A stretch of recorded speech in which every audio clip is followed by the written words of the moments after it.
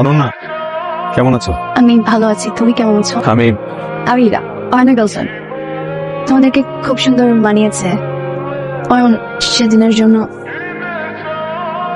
বলে কেন যে তুমি আমার গার্লফ্রেন্ড? তোমাকে দেখে মনে হলো তুমি ওর সামনে অনেক ডাউন ফিল করছো, তাই তোমাকে সঙ্গ দিলাম। সবাই সবার লাইফ নিয়ে হ্যাপি আছে। বর্তমান নিয়ে সবার হ্যাপি থাকা উচিত।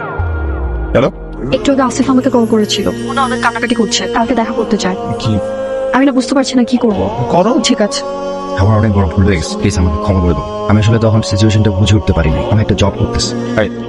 ও হচ্ছে বি ইওর ফ্রেন্ড, ঠিক আছে? কথা বলেন।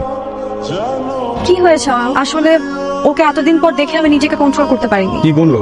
ও সব ঠিক করতে চায়। ঠিক আছে, আমি রাখি। অয়ন, আমি না বুঝতে পারছি না আমি করবো। আজকে আমার ডিসিশন ওকে জানাবো বললাম। আমার মনে হয় তোমার সবকিছু ভুলে ওর কাছে ফিরে যাওয়া উচিত। আজকের পর থেকে আমাদের কথা বলা বন্ধ করে দেওয়া উচিত। এভাবে কেন বলছো? তুমি কেন আসছো আমার লাইফে? কেন আসছো আমার লাইফে? তুমি তোমার সাথে আমার দেখাই বা কেন হলো? আমার ভাগ্যটার উপর আসলে আমারই আফসোস হয়। আমার সাথেই কেন?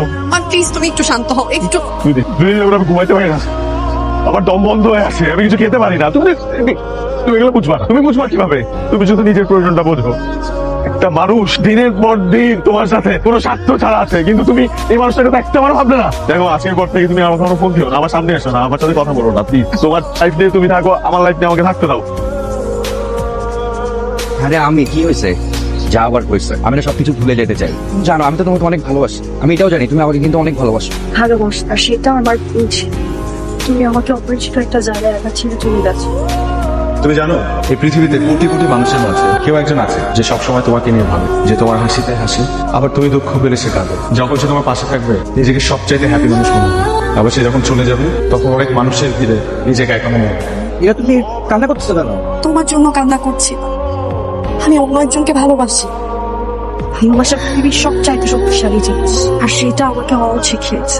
ইরা, আমি যাচ্ছি। ইরা, আমার হাত ধরবা না। যেদিন আমাকে ছেড়ে চলে গিয়েছো সেদিনই এই অধিকার হারিয়েছে। আর কখনো কোনোদিনও আমাকে কল করবা না। আর থ্যাঙ্কস সেদিন আমাকে ছেড়ে যাওয়ার জন্য, কারণ তুমি সেদিন ছেড়ে না গেলে হয়তো আনন্দের সাথে কখনো আমার পরিচয়ই হতো না। আর আজ তুমি না আসলে আমি হয়তো এটা বুঝতেই পারতাম না অয়নকে আমি এক মতো ভালোবেসে ফেলেছি।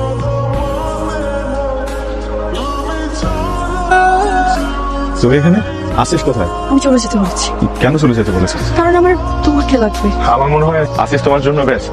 আমার বেস্ট কাউকে না, আমার মতো একজনকে প্রয়োজন, যে আমাকে বুঝবে, পাশে থাকবে, কখনো ছেড়ে যাবে না। তাহলে যেদিন আসিফ ফিরে আসছিল সেদিন ওকে না করে দাওনি কেন?